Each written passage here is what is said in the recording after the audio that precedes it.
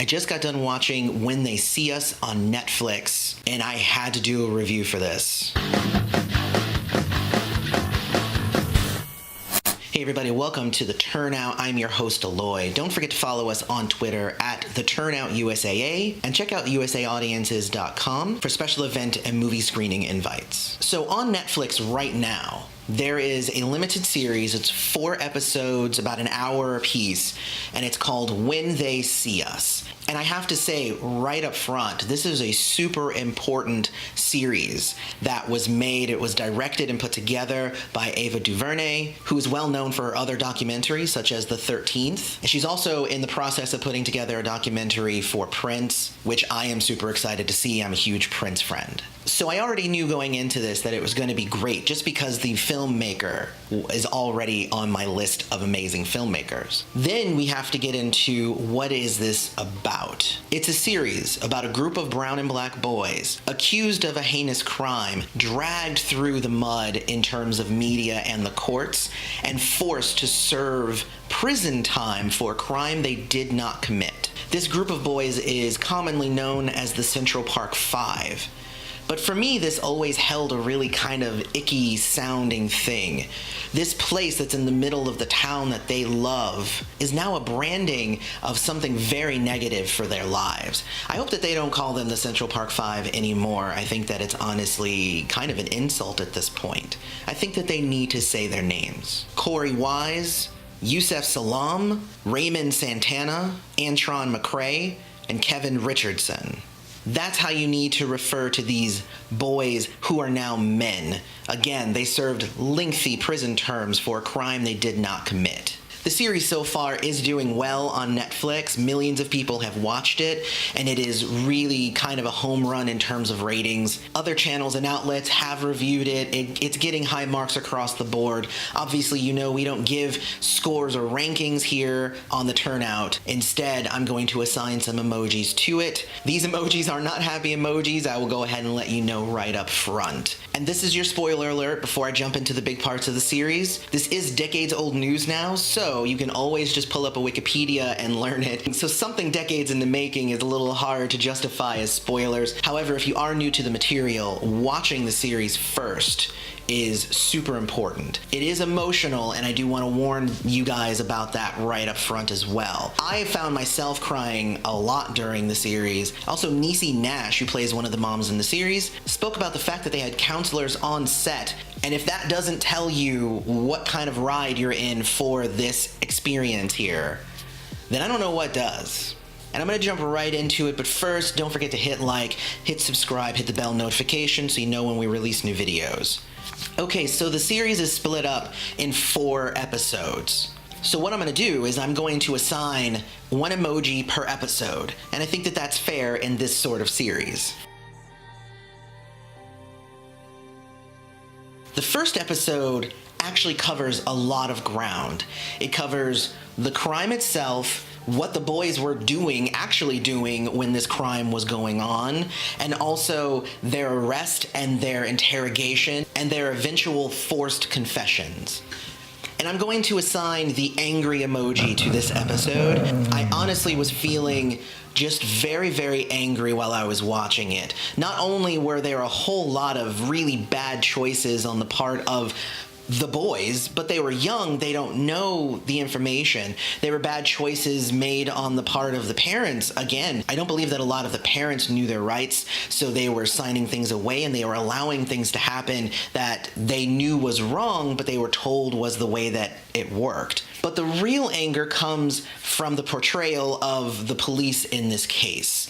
They found the body of this victim who had terrible things done to their body, and they essentially equated that these boys were in the area, so they must have done it because they were wilding out. And if you didn't know, wilding out was a term that became popular around that time, but of course, black culture took it and made it into we're just having fun, we're just being rowdy. It doesn't mean that you're going out and murdering people, obviously. But the portrayal of the cops, and they were hell-bent on proving that these boys were the ones behind it. They beat them up in order to get forced confessions. They tricked them, they manipulated them, they kept them from their families, they kept them from food or sleep. tape. These are all essentially enhanced interrogation tactics that were used on these young boys. And when I say young, the oldest was 16 and then the others were 15 and 14, so they were very young. And honestly, it ends with them saying, okay, well, I guess we have to go to court.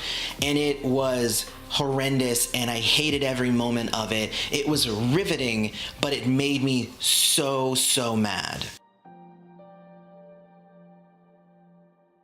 Going into episode 2, it covers two major aspects of the case and this part of the story, which is the court case and the media attention that all of this got. And the series takes a lot of jabs at Donald Trump, who was a big proponent of sticking these kids in jail and letting them rot. I believe he even said they should just die. He paid a bunch of money to private investigators for new information that would prove they're guilty. And they kind of have a little bit of fun in the episode with the moms kind of talking about Donald Trump and, oh, his 15 minutes are gonna be over soon. That part was kind of funny. I kind of chuckled to myself, but on the whole, the way that the media took these boys' names and dragged them through the mud and kept saying, they're the Central Park Five, they're the Central Park Five, they committed these crimes. And everybody in the media was complicit in the fact that when those boys went into the courtroom, they were found guilty. And they were found guilty based on their forced confessions, that they were beat and starved in order to sign. 4 of them are sent to juvie. And the 5th one, Korey Wise, who was 16, was sent to an adult prison. I know that I like to keep it light here, but it's really hard to keep a smile on your face and whatnot when you're talking about such heavy material. But let's truck through. Episode 2 in the end is going to get the shock face, and I'm leaving the shock face with the red cheeks to say that I am also still very angry. Episode 3 is about the 4 younger boys and what they had to go through when they got out of prison. They don't deal a ton with what happened while they were in prison. I assume they were model prisoners and there wasn't much to talk about there. They did talk a lot about their emotional journeys, what it meant when they got out and they had to try and get jobs or try and reforge relationships with their families. And they had been in prison for a very long time, so they were coming back out into the world. They were kids when they went in. They're adults when they're coming out. Some of them didn't finish school. And this is a big topic that's going around in politics even still to this day. The fact that we're trying to make it so that people who have gone into prison and served their time and repaid their debt to society aren't continually oppressed and punished punitively after they get out. I think the biggest thing for me too was that you found out that these boys did not know each other when they were all convicted together and all of that stuff. They actually didn't know each other. But because of all of this in episode 3, you actually find that the families end up crossing paths with each other a lot because they're all in the same boat together. They've all gone through this same horrendous thing and they don't actually all get along, but there isn't really any getting them out of each other's lives at this point. It's just really crazy how eye-opening this entire series is. Episode 3 is where you would think it would get boring. The main stuff already happened, but I think it's super important to watch the aftermath and see what happened to these boys after they got out. There were a few scenes, especially with John Leguizamo, who did an amazing job. Niecy Nash did an amazing job.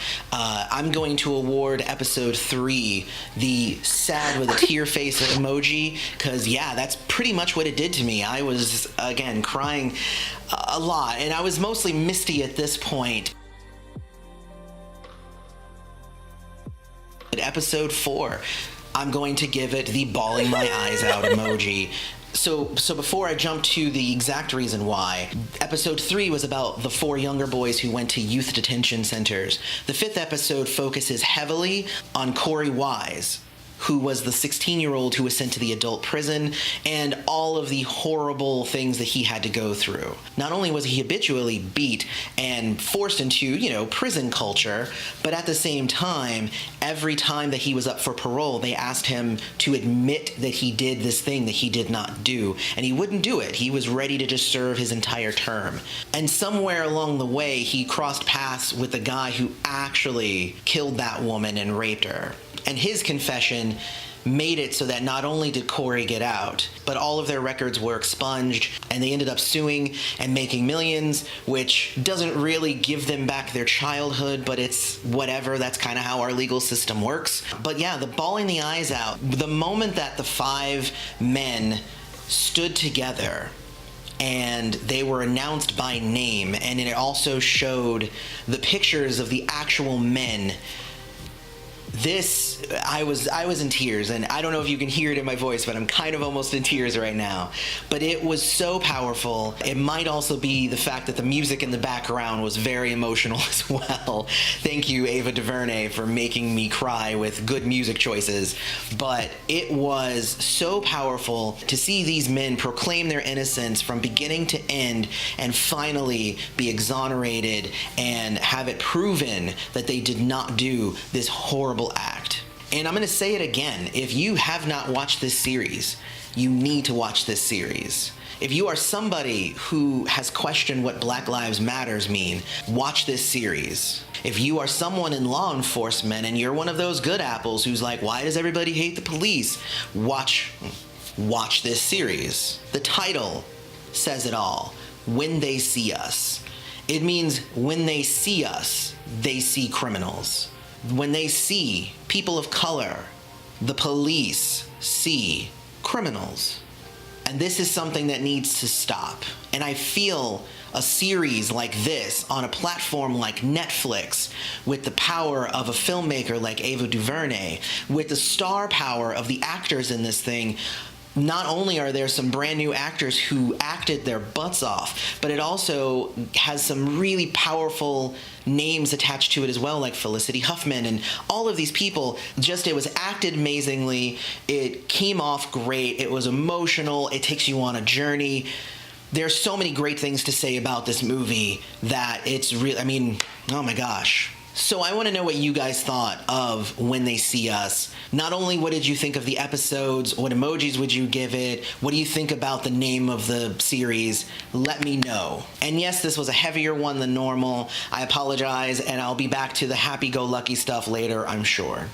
Otherwise, don't forget to like the video, subscribe to the channel, hit the notifications bell, check out usaaudiences.com. I've been your host, Aloy. This is The Turnout. Thanks for showing up.